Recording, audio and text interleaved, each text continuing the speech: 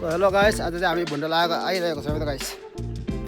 भुन्डोमा चाहिँ बाटो अलिक कन्फ्युज भएर यो बुढो लागि मैले त्यो बाटो भने मान्दैन है।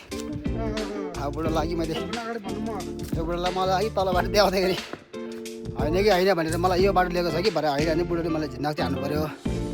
ए अब हेरौँ भुन्डोले पुग्छ कि पुग्दैन।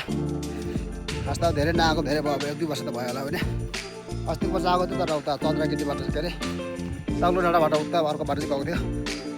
अब अहिले चाहिँ हामी यो जङ्गलको बाटो उता ठुल्टा हुँदै यता आएको थियो। अब यो बाटो हेरौँ पुग्छ पुग्दैन है त गाइस। यो बाटो चाहिँ अब यस्तो अगाडि यस्तो रहेको छ यस्तो है। अब यो बाटो पुग्छ कि पुग्दैन हेरौँ, पुग्छ होला सायद, आशा छ।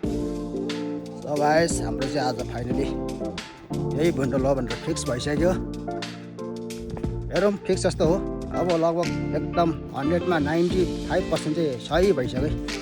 बाटो चाहिँ यस्तो यस्तो छ है। भुन्डो लाउने बाटो प्रायः यस्तै हो, यही हो। अनि त्यही हो यो होइन बुढो भुन्डो ल्याएन अनि भुन्डो ल्यायो भनेपछि 95% आइसक्यो बाटो यही हो। यस हाम्रो यो क्युरियोसिटी थियो अब पुग्छ पुग्दैन भने चाहिँ। यस पुगिसक्यो, खुसी लाग्यो। अब त के कस्तो हुन्छ म तपाईँलाई त्यहाँ अपडेट गराउने छु होइन।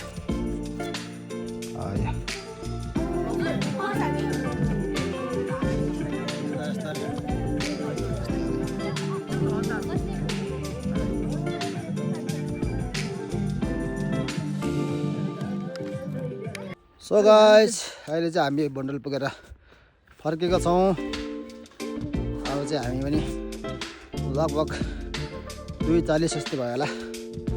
3 बजीतिर फर्क्यौँ भने अलि अल्छी लाग्यो। के टाइम गर्नु है बस। यस फर्केको छ हामी होइन बुढो हो त्यही हो।